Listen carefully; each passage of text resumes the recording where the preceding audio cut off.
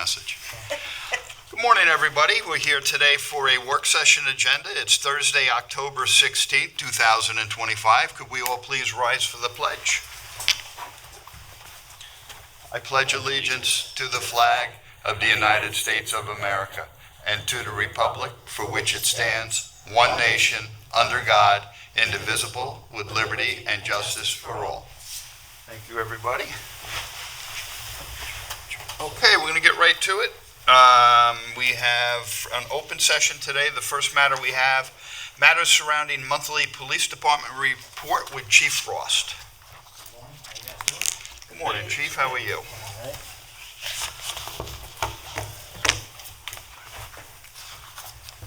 Okay, we're moving along pretty well here.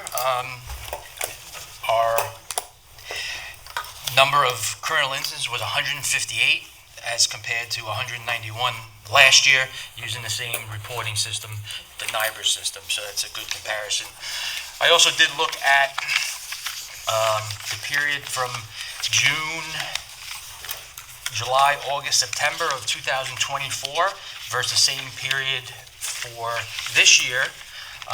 We're down 249 criminal incidents. Represents approximately 28% drop in criminal incidents.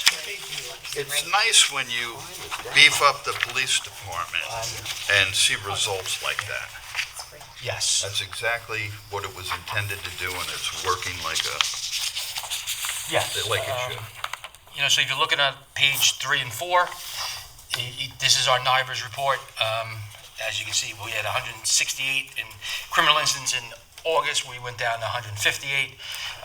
Again, I feel it's, we're adequately staffed as the supervisor, and thanks to all the town board members, it definitely helps out with other specialized unit that's like the crime control unit that goes against, crimes that maybe the person left the scene, and we go back and put a case together and arrest them.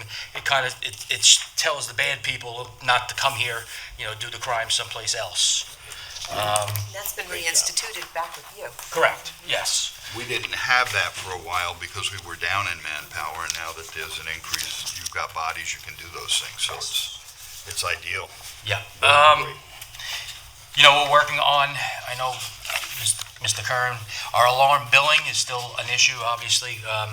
We did a lot in the summertime because we had a summer intern, so we're looking at possibly, because our current system doesn't do it like automatically like our old RMS did.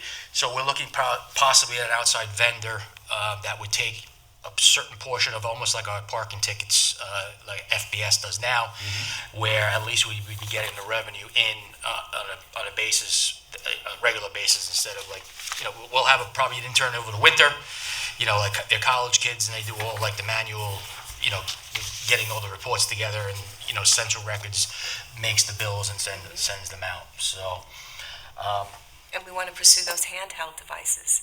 That will help tremendously with issuing parking tickets.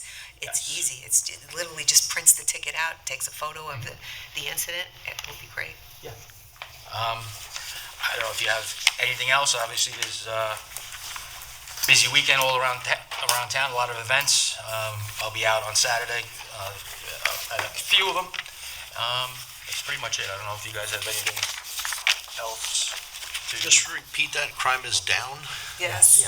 Thanks to all your efforts. Thank you very much. Also, you guys, for doing the right job staffing. Thank you for working with what you have and doing what you're doing. It's a great job. Yeah. This is Fantastic consistent, job. Chief. This is month after month, crime has gone down, which is fantastic. Let's keep it that way. Good for quality of life. More police out on the street is deterrence. Somebody wants to do something stupid, they think twice when they see a police officer in the area. And, correct directed patrols to certain areas, obviously does by paying attention to where the issues are and hitting it quick and fast, and keeping it up. It helps, deter the crime. But it's great, I know, as a first responder, like Riverhead PD are on the scene right away. And so being a first responder in the 604 sector, it's it's nice to go when you arrive there, they're there. There's the explanation at the door of what's happening and what you're walking into. Our response time is very low in general. It always has been, even for decades. it's great. Just a quick question, Chief. Theft from motor vehicles, so when they report the theft, you can track license plates, right, through the town? I forget what that system's called. The LPR? LPR? License plate reader? Okay. Yeah, I mean, these thefts, I mean, are they stealing them from people's houses, parking lots? Or? It could be people's driveways, parking lots. Unfortunately, people do, I suggest always locking your doors, don't leave anything valuable out. But unfortunately, people do not always pay attention to that, and they'll leave a computer sitting out on their front seat. And then someone's, walking around neighborhoods or in parking lots, 58, it could be anywhere, really, to be honest. Okay. Okay? The guy we saw in the parking lot last night, Yeah. after you left, I watched him for a while because he was walking up and down through all the rows, and I finally chased him out of there, but That's what he was doing, he's looking for an unlocked car. Okay. That's, Opportunistic. Yeah. But we'll arrest them if we get called. People have to call, that's the biggest thing, that's what I always tell the public, call. absolutely. Okay. Good. Thank you, Chief. Excellent job. Thanks, Joey.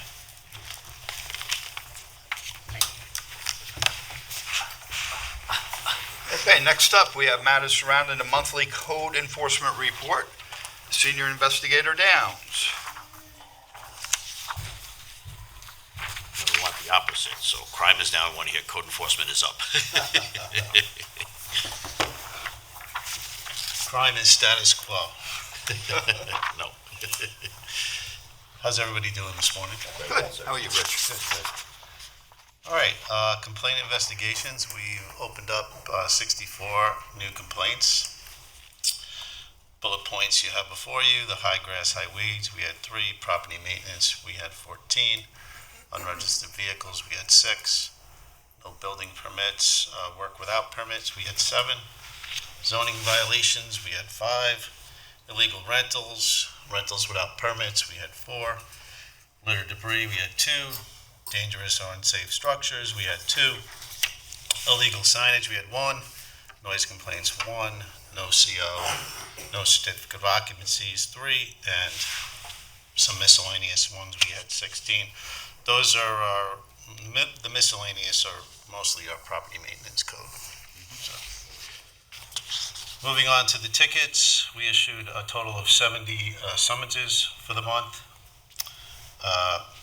for no COs, no building permits, unsafe structures, rubbish, weeds, rental permits, unregistered vehicles, zoning violations, and those other miscellaneous complaints, lighting, signage, obstructions, and hazards. We issued 8.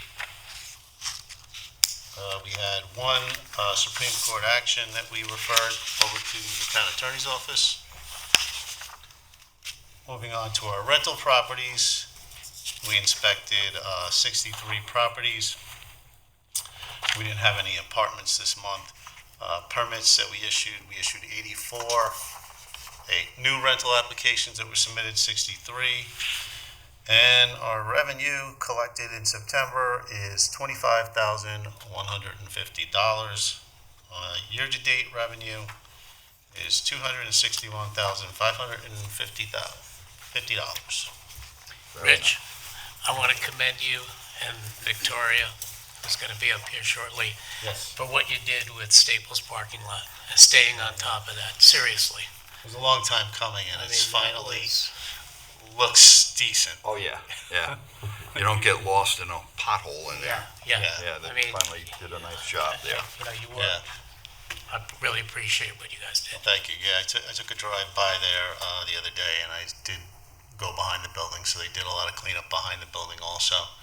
And the landscape areas they took care of too, so. Good. And just so the public knows, this is something that you've been working on for a while to get them to do what they've done.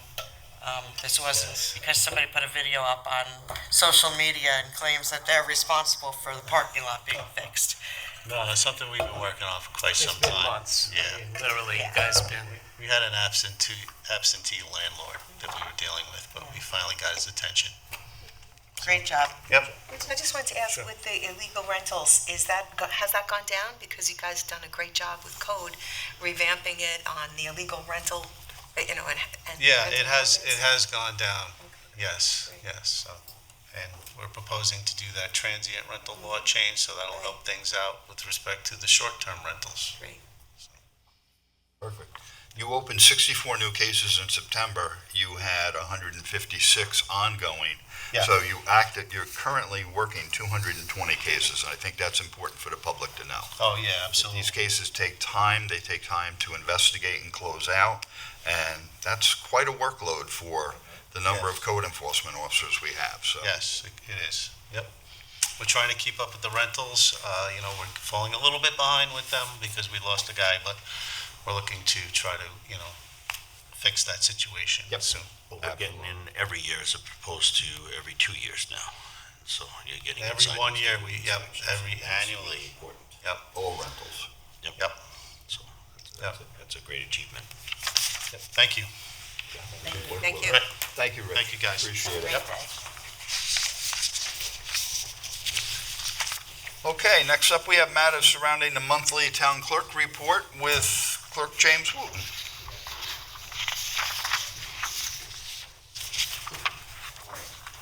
Good morning. You've been pretty, you can see, Wow. That's the kindergarten chair. Got the kids' table now. it's been a pretty steady month in the town clerk, nothing really new to report. Hunting licenses were up. A FOIL request for just under 400 for the month, this is for the month of September. It's easing up a little bit in October. Otherwise, it's pretty cut and dry. A lot of marriages, a lot of yard sales, over 60 yard sales. Wow. We had Glenwood come in and they bought 26 permits. I guess they're having a big event at Glenwood this weekend. So actually they're doing a whole, I guess all of them. So 26 people got yard sales that month. Buying each other's stuff. Yeah, I guess. Well, that's what I always do. I always go to yard sales just to collect stuff for my own yard sale, I guess. The old saying, you have to make enough to pay for the dumpster to put the stuff that you didn't sell in. But otherwise, it's been pretty steady. 368 requests for death certificates? Yeah, well, that's not uncommon. I mean, if a funeral home or someone comes in, they want 10 or 10, whatever the family wants. Oh, okay. So sometimes you have to do 10 of them or 8 of them or 9 of them. I thought it was 368. Oh, no. I don't think I have that report, how many people actually passed away. I know I do comparisons in my office between births and deaths, but then again, the death certificates I get are from Conic Bay Medical or Acadia Nursing Home, and they're not necessarily Riverhead residents, so, Right. they may be located there from, outside of Riverhead town, so although it's a death in Riverhead, doesn't mean it's a Riverhead resident, so, not always, as you would know. Yes, sir. So, another thing, I know there was a little bit of, and I'm sorry if I seemed defensive at the last town board meeting about the correspondence. What I always tried to do was put everything in so everybody could see. Public, everybody could see exactly what we get in. And sometimes it's hard to differentiate whether they're Riverhead residents or not. Because an email, they just sign it. So because of that controversy, and I got a couple of emails from people that suggested that, when you come to the podium, you have to announce where you're from. So on my website, I talked to my staff and I said, well, I think what we're going to do is all correspondence will go to the board. And only correspondence that will be published will have an address on it. So you have to stand in, if you want your email or your correspondence part of the record and part of the agenda, you have to put your name in town. Not your address, just your name in town. So we'll only publish those, so that way there'll be no question as to who wrote and where they're from. So we will continue to get everything. You will get Okay. So I think that bridges what the concern are, but then again, it might not. We might have to go back to the old, because some people might say, well, wait a second, I'll transparent as that if I'm not getting everything, so. I presume if you haven't put your address on here, you're not from Riverhead. That's the way I always look at it. If Sure. you're giving us a correspondence and you didn't want to put your address, you Well, don't. then again, the way, I mean, I just want to be transparent about all the correspondence, but, it depends on the issue too. So sometimes it's not an issue if it's something that's, whether it's agritourism or whether it's, charter school or, I mean, we got the same thing with Scotts Point, when they did their flurry. And so I think it depends on the issue as to whether it's an issue or not. I hate to say it like that, but that really is. But I know the board well, and I remember from sitting in that seat for 12 years that, you have your own way of discerning, you know what it is. It's, whether it's, fluff, you know what it is. I mean, you make your decisions based on what's best for Riverhead. It doesn't matter how many people write in from outside the town, but, so I'm confident in that, but I don't think any, 1,000 letters coming from all over the island is going to sway you one way or the other as far as what your decision's gonna be. Yeah, you'd probably get 20,000 for Splish Splash from all over the place, right? Well, the bottom line is, if you want Riverhead to be set up as a regional area, not just a local area, and that's what we're doing, so that's really your decisions. But other than that, so we'll see if that works. I put it on the website, as far as how we're gonna address the correspondence, and see how that goes. And that's it. Very good. Okay. Thank you, sir. Next up, we have matters surrounding the monthly Justice Court report with Counselor PILO.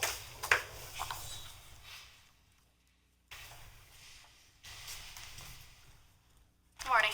Good morning. Does everyone have? Everyone has. Do you have? All right. It was stapled to the clerk's I report. have plenty of copies if you want. It's hiding. There it is. Thank you. Okay, so blight mitigation, you'll see, went up a bit. I believe that is due to the increase in fines for no rental permit and things like that. We're finally seeing a result from those. So we also have a little bit of an uptick in fire marshal, which is good now that we're able to, a few months ago when we were able to have the one violation level offense for the fire marshals. Now they're able to get some credit on those. Parking went up a lot. You'll see that because this was September. So these are all the summer beach tickets, things like that. It'll go down in the next few months when there's less beach tickets, but there'll still be your handicap parking, your fire zone parking. Those are always still prevalent. So what else we got? Default judgments, you'll see, we had a couple of those.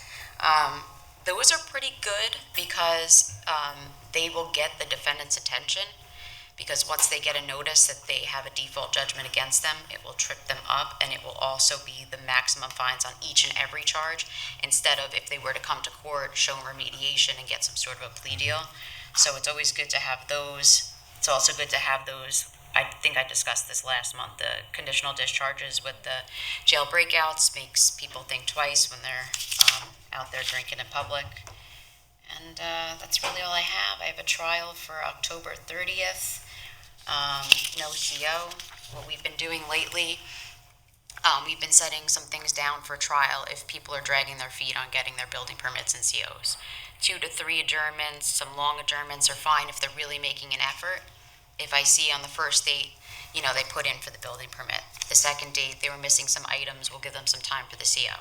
But if it becomes a problem where months are going by and there's no real effort and it's clear that they're making excuses or they're not coming in, we've been certifying those and setting those down for trial. Because there's really, at that point, there's really no sense in holding them open. So that's what I have on that. Victoria, thank you very much. I mean, working with you in code and getting the Staples situation done, excellent. I'm glad he was able to meet with us and he took the Supreme Court action seriously. Good. Thank you for the Wading River address as well. What's the latest on that? So, great majority of the illegal occupants have been removed in the past week. I don't know an exact number. I'll keep it simple and say that there is a lot of frivolous litigation that is coming from the defense side as a tactic to delay. I'm addressing that, but they are actually actively removing the occupants based on the Supreme Court order and the DSS topic that we discussed last time. Yes, thank you very much for all your work in that. Very I much actually appreciated. received a phone call from a Jamesport resident, thanking you for, a case that you were handling out in Jamesport. Oh, great. They were very happy. I appreciate that. Thanks, everyone. Good job. Good job. All right, until next time, thank you.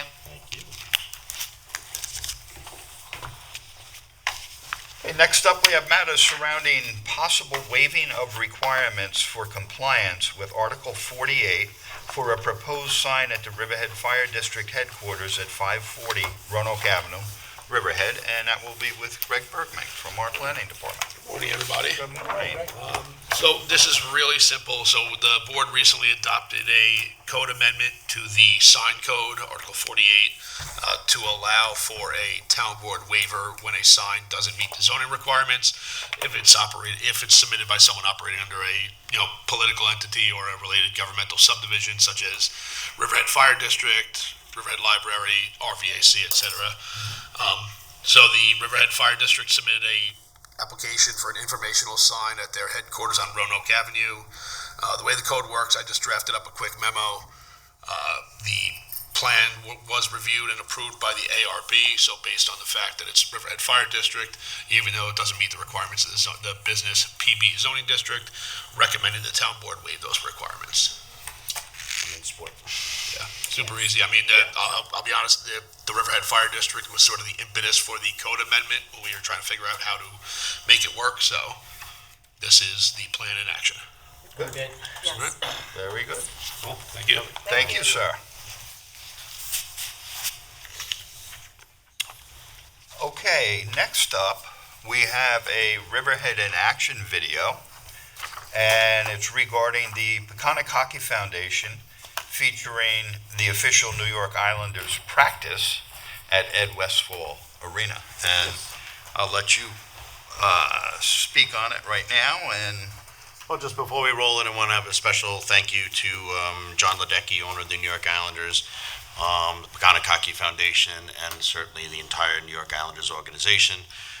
They have been extremely supportive, not just financially, but just publicly coming out since the inception of the arena. They could particularly send out players that just kind of randomly show up at some of the kids' practices and some of their clinics they participate in. So they've done a great job. They're a big support. And they were just thrilled to see how the programming is growing out in the ice rink. And they wanted to come out firsthand. So the entire New York Islanders team did come out just to check out the rink, go on the skate, and held their daily practice just a few days before the first game. It was a great day. So we got this for you. it was an awesome day, I got to tell you. Denise and I were there, and just to see them practice, how hard they work. There's some big guys out there on skates, and watching them play was incredible. And then meeting them afterwards, they were all very friendly, and it was their last preseason practice before they opened their season up, and it was well-attended kids. I mean, I'm a big kid, but the kids were enamored with them. They just went out there on the ice with them and took pictures and got autographs. It was They were really a handing good out time. handing out hockey pucks and sticks and everything. Yes. Who were they, that team, the boys, the hockey team? All different branches of Peconic Wildcats and just other members of the school that play. So it was kind of invited. There's a limit on how many people that we can have in the arena at the time of the practice, and then also they have to follow like NHL regulation. They are working on plays, and so they don't allow certain filming and things like that, because they're working on their plays for the game day. But we had a lot of children that were also outside the arena as well, and so the Islanders made a specific point to go outside and greet all of them and sign autographs. It was Patrick Waz, the coach of the New York Islanders. It was his birthday that day, so we had a little birthday cake for him as well, a little celebration outside. It was a great day. I was a little kid, so you look at it, I look like a little kid, but Right. I've been following them since I was 5. So It was great. It was like 85 outside that day. It was Oh, one it of was. these It couple was. weeks. It felt good to hot. go in the arena. It was nice. My favorite part was when they were practicing and all the kids were standing outside the arena looking through the the boards, the glass boards, and the players would come by with their sticks and tap the stick right in front of the kid, and the kids were like, oh, it was really fun. It was really fun. It was a good day. I'm very sorry that I missed it. It was my mother-in-law's birthday, and I was hosting her birthday party. Happy birthday, Mom. That's a good reason. Yes. All right, if you're ready to roll it, I think you can go ahead, Justin. Hi, this is Tim Hubbard, supervisor of the great town of Riverhead, and you're watching Riverhead in Action, a media campaign designed to highlight the incredible work of the 350-plus employees that comprise Riverhead's 26 departments and sub-departments, town events, projects, job openings, local businesses, and other town happenings. I hope you find this informative and enjoyable, and thank you for watching Riverhead in Action.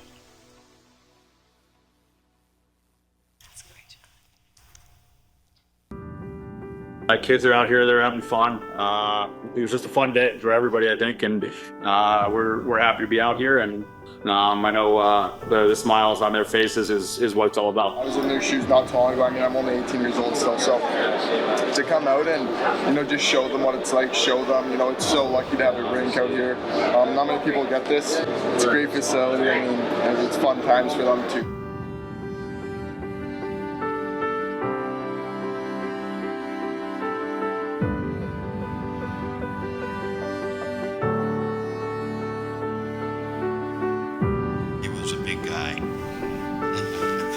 First captain.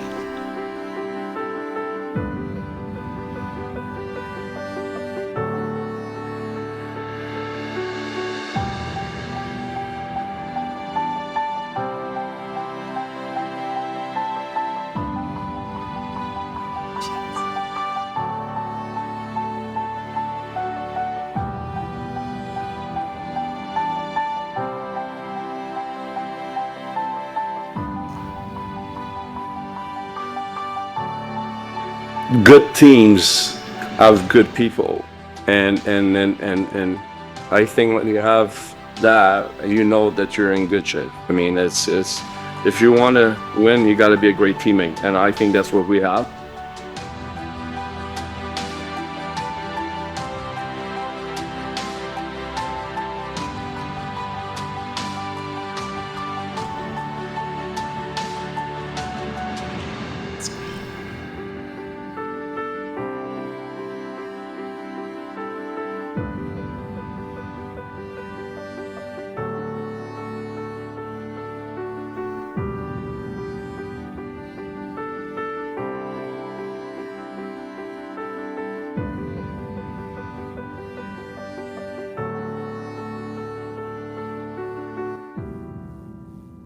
An event like this, I have this law, they get to know more, each other more, and I think I think players love that.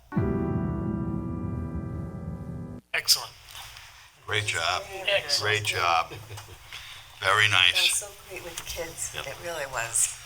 It was a great day, so thank you, New York Islanders and John Ledecky. Absolutely. So now I keep asking you, can you get the New York Mets to play on our ball field sometime for practice? We'll work on it. I shouldn't say this, but I think our ball fields are too nice for the New York Mets. Very disappointed in them this year. Very disappointed. Okay, the fan mail's coming in already.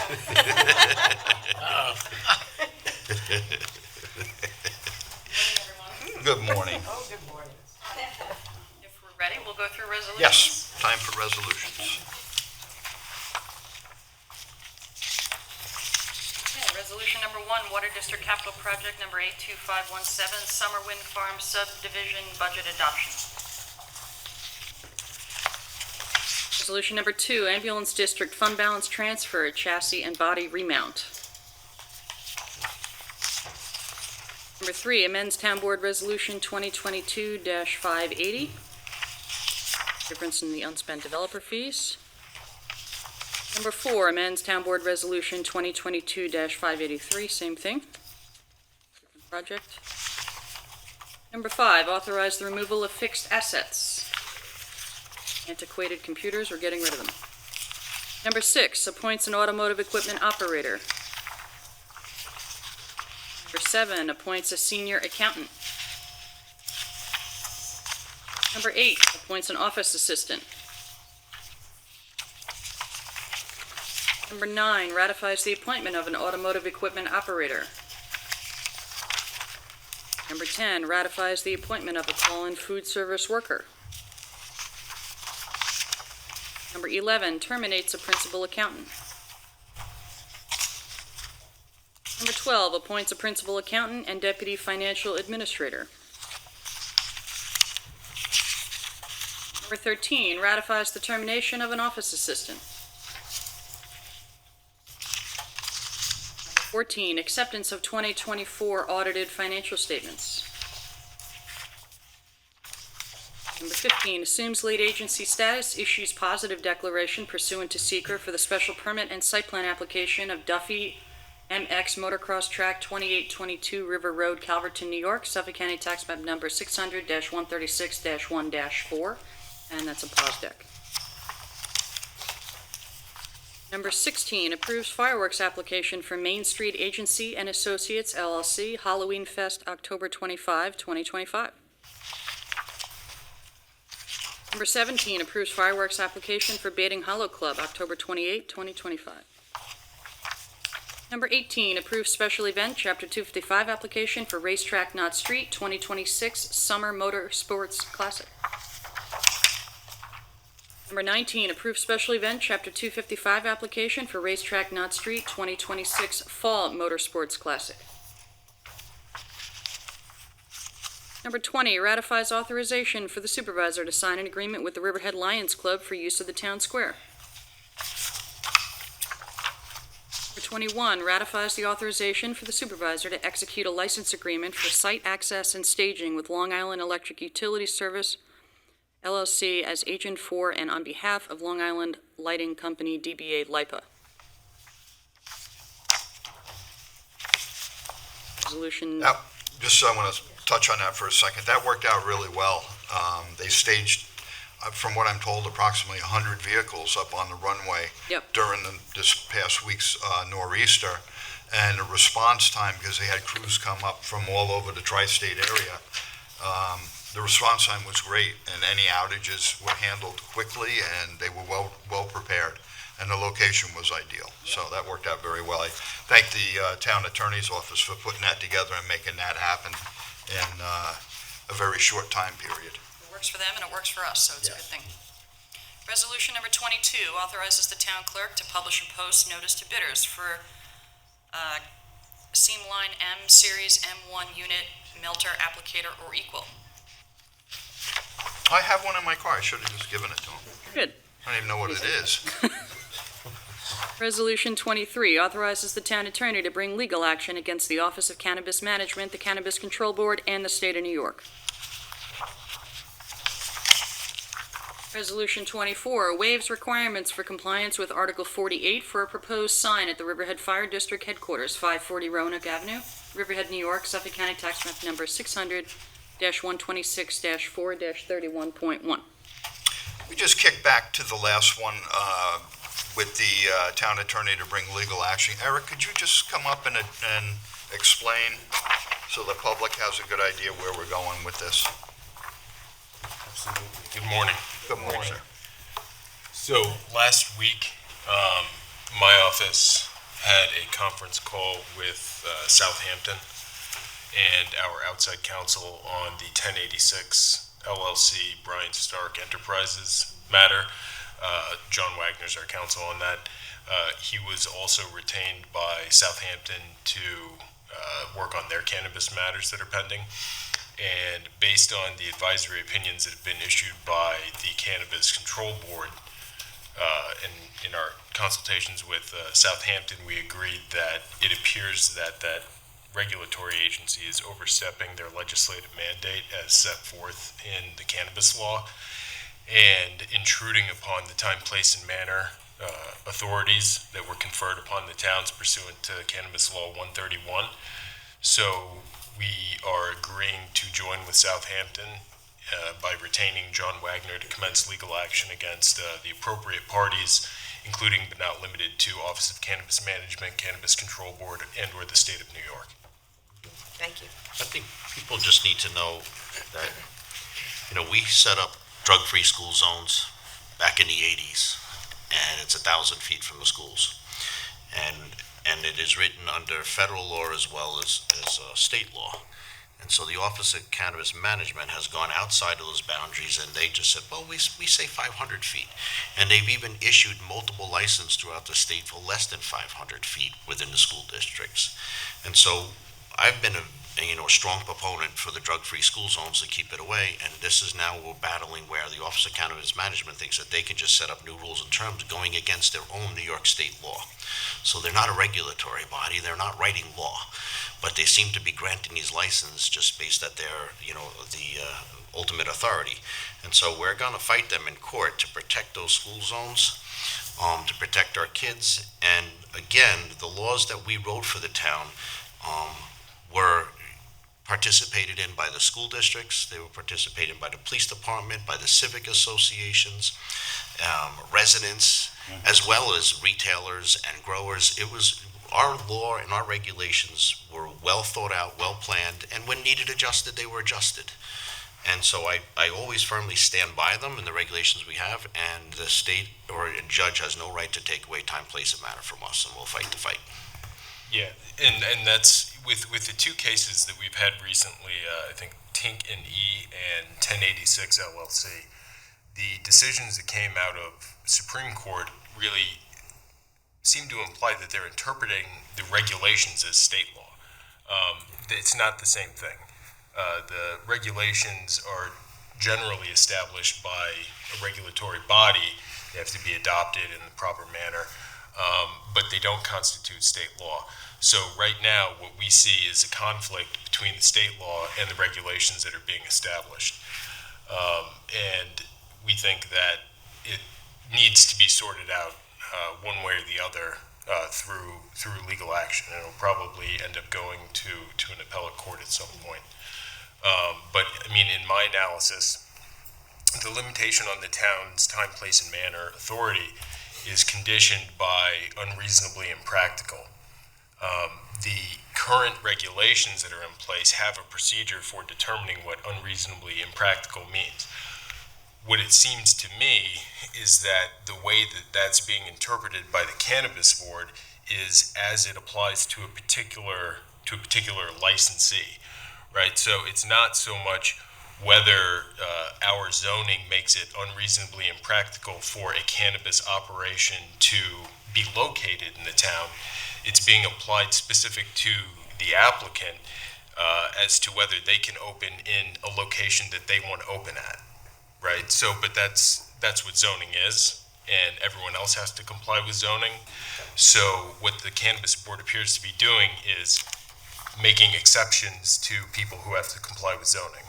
And that's one of the things that we feel was reserved under municipal home rule, and that's what we're looking to have litigated.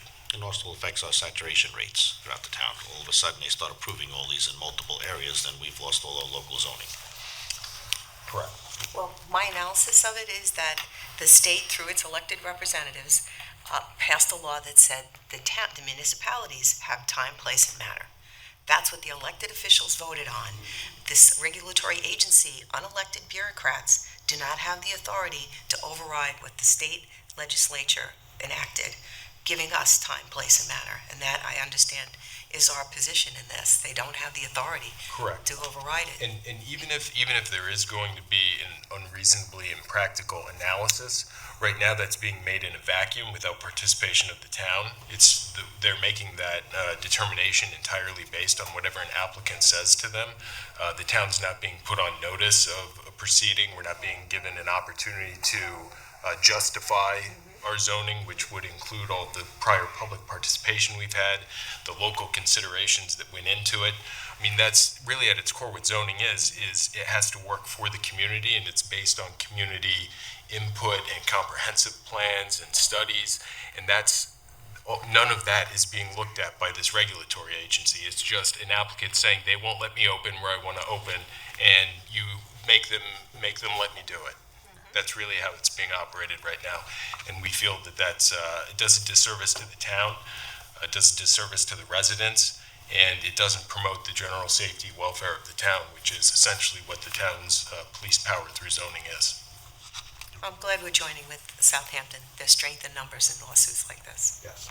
Yep, because I mean, they're dealing with a lot of problems. Yeah. I think you're going to see more of these come up in other municipalities throughout the state as time goes on and they realize what's happening. Yeah. Even in the worst case scenario, if they're taking away the ability for us to establish time, place, and manner, then I would like the ability to have a revote towards whether or not we can, opt out again and decide, well, okay, if we have no authority in this, then we don't want to be a part of it. Yeah, I think it completely changes the town board's analysis. Yep. And I would just like to be clear, you said Brian Stark. That is not Brian Stark of Riverhead. Believe it or not, there is another Brian Stark way up the island. So just to shut down that rumor mill. Yes. No, two totally unrelated individuals. Yes. Thank you. Somebody outside of the town that wants to tell us how we should do things in our town. Right. Thank you, sir. You're very welcome. Okay, so resolution number 24, I think we read that. Number 25, makes finding on the site plan application for Timothy Hill Children's Ranch Barn relative to the Town Board Special Permit 298 Middle Road, Riverhead, New York, Suffolk County Tax Map Number 600-84-1-19. That was the subject of a discussion at last week's work session. Number 26, authorizes the Community Development Department to apply for a grant offered by the Department of Justice. And number 27, pays the bills.